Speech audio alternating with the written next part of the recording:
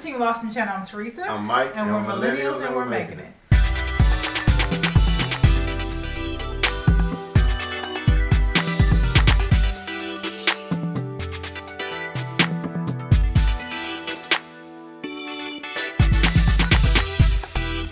On our channel, we discuss all things that meet within the intersection of millennial marriage and special needs parenting. We want to create a community that's both inclusive and encouraging. So go ahead and hit that subscribe button and help us reach our goal of getting to 1,000 subscriptions before we reach the end of the year.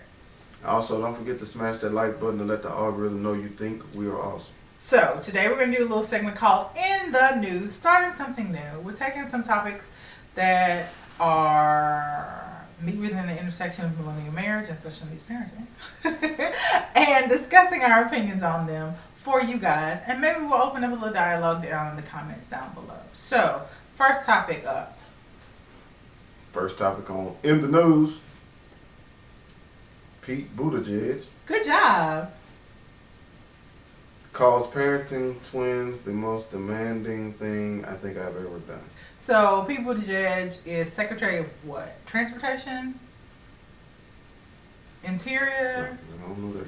Hold on. It It says, what is it? He was the former mayor of South Bend, Indiana, 2020 Democratic presidential candidate. Lord, what's he doing now, though? He's Secretary and the current U.S. Secretary of Transportation. Oh, that's right, Secretary of Transportation. So, like, him and his husband he's openly gay. Him and his husband just adopted two twins, boy and girl, right? And this man said something that like resonated with me so much. He was like, "Oh, I help run the largest country in the civilized world. Also, being a parent is the hardest thing I've ever done." And that made me feel so special and warm and fuzzy on the inside. And I think that is how hard. Everybody knows that parenting is hard, right? Mm-hmm. Want to do it anyway because hard things can be very rewarding, right?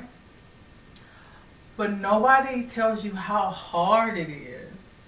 Like, I don't think we would believe them if somebody told us. If somebody told us it was this hard, would you believe them?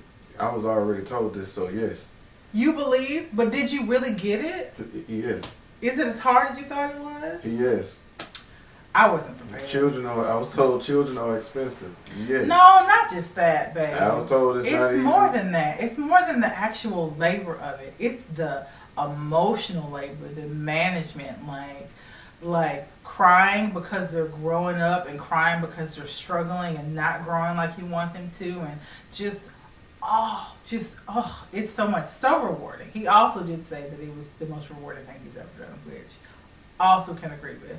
But like, it is so hard to raise little people. And there's this TikTok that's being like duetted a lot on Instagram, and it's like, have you made your own people yet? I made my own, and I'm their leader. It's so hard. Making people is hard. No, it's not. It is hard. Shut up. You are so gross. What's next in the news? Gosh, what's next? Oh, do the one with the other couple and their kids. That's next. That's next? Yes, that's next. Yes. Former same-sex couple sues state of Nebraska for full parenting rights of each other's children. So, this is what has happened.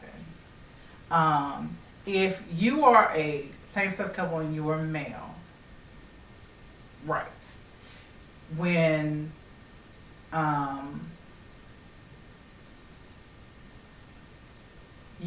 so the way that the laws work for men, if you are married to a woman, that is your child and you're responsible for them and you're recognized. You can sign papers to do that, to be recognized. Well, it's easier. You don't have to pay for it, right? Like, it's just a much easier process if you are married to a woman. If you are two men and one of the men is the biological father of the child, those same rules apply. So you can be married to a man who is the biological father to the child, and you could sign those papers and be a biological father to the child. But to women, those rules don't apply. And that is what has happened to this company. These women were married. They each had a biological child. And so if it were a man and a woman, or a man and a man, when they were divorced, they would have both had rights to the child, been able to put the child on insurance, pick the child up from school. It's little things that you don't think about, right? Like, it's not just custody, because I feel like from what was in the article, both women both wanted to be in each other's child's biological, they're their children. And so, like, they wanted to share their responsibility, but, like, not only do you not have the responsibility, but you also don't have the right. And so, if we got divorced, even if you weren't Macy's biological father, like, you could put her on your insurance policy as your child because we were divorced and I was your wife, she's not your child. But if you're a woman and I'm a woman and my biological child, when we're divorced, is not automatically your biological child. So they can't do those same things for their children. They would have to legally adopt them, which is fine if everybody had to do that. But only women have to do that. And that's why they're suing the state. Mm. And it's so crazy how, like, we have come so far, but you realize how much we still have to go. How do you feel about that? You want the honest truth on that? The honest truth. I want you to remember that our channel is inclusive and encouraging. I wasn't coming from that standpoint. Okay, well, what you been saying? I ain't worried about none of that. Of course you wouldn't, because you're a man, and that's the thing. Nobody probably even thought about how unfair that was until these women had to go through and be like, "Look, I need to put my kid on my insurance." Oh, that's not your kid. You'd have to adopt them. I don't mean that from a different, not to y'all. I don't. And by the way, I'm sorry. I'm so sorry. Let me say this: these kids are teenagers. Like, they're about to have to go to college.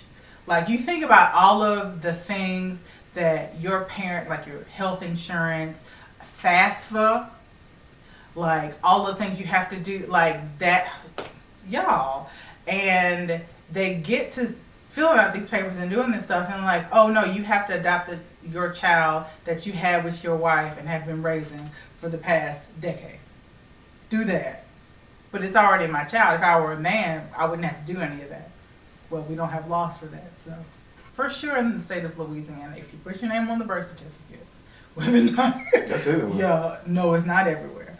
It's not everywhere. There are different laws in different states about names on the birth certificate. But just in general, don't sign a birth certificate. And in some states, you don't even have to sign the birth certificate. The mom can put your name on there, which is a whole nother thing. But in Louisiana, don't sign a birth certificate unless you know that's your child, because you're the father now. And it's a whole lot of heaps and hurdles to get out of that. But also, if you marry a woman, you have responsibility for that child, and because of the responsibility that you have in marriage, if you divorce, you have rights to that child. So, what's the next article? The Gender Researcher's Guide to an Equal Marriage. Okay, so this guy interviewed some gender researchers on how to make marriages equal at home. We've talked about it in another video, maybe it may have been corrupted, I don't know, but how the idea of weaponized ignorance that some men are wielding so they can get out of doing household chores. It's like, oh, I don't know how to do it, you do it so much better. Well, this guy interviewed gender researchers, gender development researchers, to see how to make marriages more egalitarian so that both parties could be happy and have an equitable amount of the household work, right? And so what are some strategies that they said? Let's pull it up. The first, William Scarborough, a sociologist at the University of North Texas, told me that he made a point of sticking with even the tasks that initially come more easily to his wife. Okay, so the biggest thing and the initial thing is to be honest about the fact that there are some things time out. Make sure it's recording. Yeah, it's recorded. There are some things that women do better than men, especially when it comes to households. Not because that women are better than men at household stuff. It's just that women are socialized to do household stuff, even in 2021. And men are socialized to do stuff outside the house, right? And so to overcome that sometimes fact, sometimes stereotype, but sometimes fact, this researcher was like, even if it's easier for my wife, I'm taking equal responsibility in having it done, even if it's harder for me to do until it gets easier to do. Which I think is sometimes difficult for men when, especially when you know that your wife will get this done in 10 minutes and your child will be happier if your wife did it, because I want mama, all that kind of stuff. But when men don't do that, it means that women end up doing more of the workload, even though a lot of times they're working outside of the home just as much. The second strategy is simple. Thank your partner for the work they do around the house. And I can do better at this. I can be a little more thankful. Because everybody feels better by doing stuff, especially if it's not their forte, if it's appreciated that they do it and it's made known. And a third tactic is to do some chores in tandem. We're horrible at doing things together. What do you think about that? Agreed. What do you think about us actually doing things together? Get your behind out my way. Oh, like literally. Like you don't like it when I'm trying to do stuff with you. Like when I try to get in the way, bro.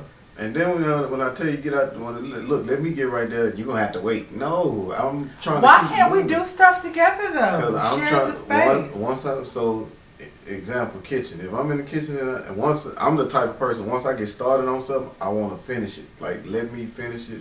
I don't want to have to stop and wait, because when I stop and wait, it takes it out of me. Like I don't even want to do this no more. I'm finna go sit down. I want to go rest my nerves after that. No, when I am moving. Let me move. Let me keep doing what I'm doing, because I know when I stop, I'm not going to feel like it. Okay. That's the type of work I am. That's with anything. So. Well, what if I don't make you stop? What if you don't make me stop? Then I'm going to keep cleaning up. My stuff. No, I'm just saying, what if me helping you doesn't make you stop? What you mean? What if me helping you and doing it with you doesn't make you stop? You're going to have to figure out a way to do that, because most of the time, I'm just saying, because most of the time, like I said, it could be me taking the dishes out the dishwasher, and you in there cooking. All I have to do is put they're the spoons in saying here. You're taking out dishes in the dishwasher, and I help you take the dishes out of the dishwasher. I don't need you doing that. You're in the way. I'm old school. Well, that's how I grew up. That's not old school. I didn't grow up. Yes, not old. That's why I corrected myself. I grew up. I got a week in the kitchen. My sister got a week in the kitchen. My cousin had a week in the kitchen. We cleaned it up by ourselves. We didn't have all that. Hey, well, wouldn't you want somebody to help you? No, because it's basically programmed in my brain. I do this on my own. But that doesn't mean that it's good.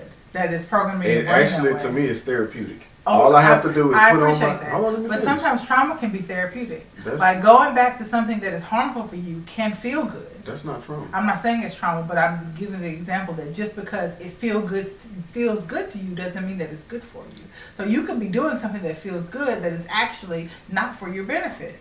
I.e., letting your wife help you could be beneficial, not just to you, but to our marriage and us feeling better about the workload that we have in the house. I respect it. I'm not knocking it, but I'm not. I enjoy putting on my headphones and either listening to a good audiobook, listening to some instrumentals, because I like listening to now? I'm listening to the autobiography of Malcolm X. Get you a man to read, y'all. I like to listen to an audiobook, or listen to some music, or listen to one of my favorite YouTube sports. I'm gonna say reporters, sports reporters, commentators. Commentators. That's what I'm looking for. Yeah, commentators. Oh, I'm sitting there listening to them. Shout out to Drew Titan, Blue Blood. They probably, I don't know if they're gonna ever see this, but I enjoy it. Give me those three things and the kitchen to myself. I'm good. And that's not even a trauma thing. Well, what if, I didn't say it was trauma. I just gave it. No, I'm just throwing it out. What if when I was in the kitchen you came and helped me? Could you do that? Go ahead, you No, because we always end up arguing with each other. You in the way, or I'm in your way. So we can try it. We can try it, but just don't be disappointed if I come in there and I have my headphones on. I be want to talk to you when I'm putting stuff up. No, not all the time. Sometimes you be cooking and you don't want to be bothered. That's when I get to, No. I mean, you can. Like I said, I'll stop and talk or whatever, but okay. Once them headphones on and you see me listening to music or listening to that book, I'm in the zone. Let me do what I do. All right, y'all. Well, that's what's in the news that caught our eye this past few weeks. Let us know what's down below. I'm sure there are other things that we have missed or didn't catch between the time we started thinking about this and recording. But put it down below. What's in the news that caught your eye? We're talking about millennials, marriage, and special needs parenting. Thank you so much for watching, and we will see you in the next video. God bless you.